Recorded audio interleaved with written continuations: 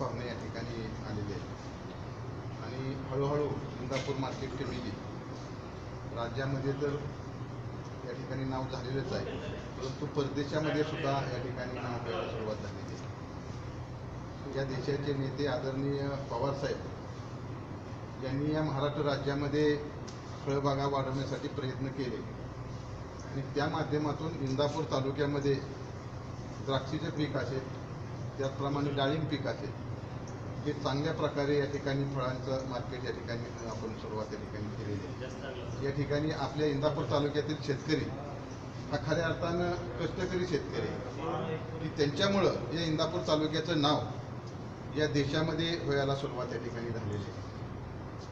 आज आपण इंदापूर बाजार समितीमध्ये या ठिकाणी डाळिंबाचं मार्केट चांगल्या प्रकारे चाललेलं आहे।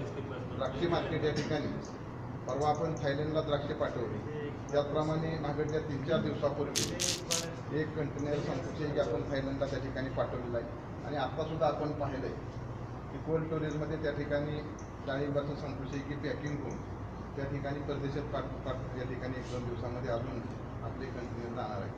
भविष्य काळामध्ये इंदापूर मार्केट कमिटीच्या माध्यमातून या ठिकाणी जास्तीत जास्त शेतकऱ्यांना या ठिकाणी कसा न्याय देता येईल यासाठी सर्व संचालक मंडळ या ठिकाणी प्रयत्नशील आहे। या ठिकाणी देशाचे नेते आदरणीय पवारसाहेब, आदरणीय महाराष्ट्राचे माजी उपमुख्यमंत्री अजितदादा आणि लोकप्रिय खासदार सुप्रियाताई सुळे, या तालुक्याचे लोकप्रिय आमदार दत्तामामा भरणे यांच्या मार्गदर्शनाखाली मार्केट कमिटीमध्ये जो व्यवहार आहे तो पारदर्शकपणे केला जाईल।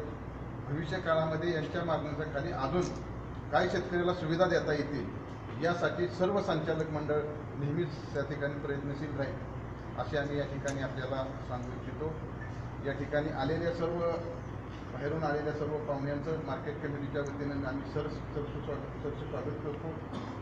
त्यांना आमच्या मार्केट कमिटीच्या वतीने विनंती करतो की अजून आम्हाला संकुचे या ठिकाणी आमची द्राक्षे आपल्या देशामध्ये न्यावी, त्याचप्रमाणे डाळिंबसुद्धा आपण आपल्या ह्याच्यामध्ये न्यावं अशा प्रकारची आम्ही त्यांना विनंती करतो आणि त्यांना मी या ठिकाणी आल्याबद्दल पुन्हा एकदा मी त्यांचं सहर्ष स्वागत करतो। जय हिंद, जय महाराष्ट्र।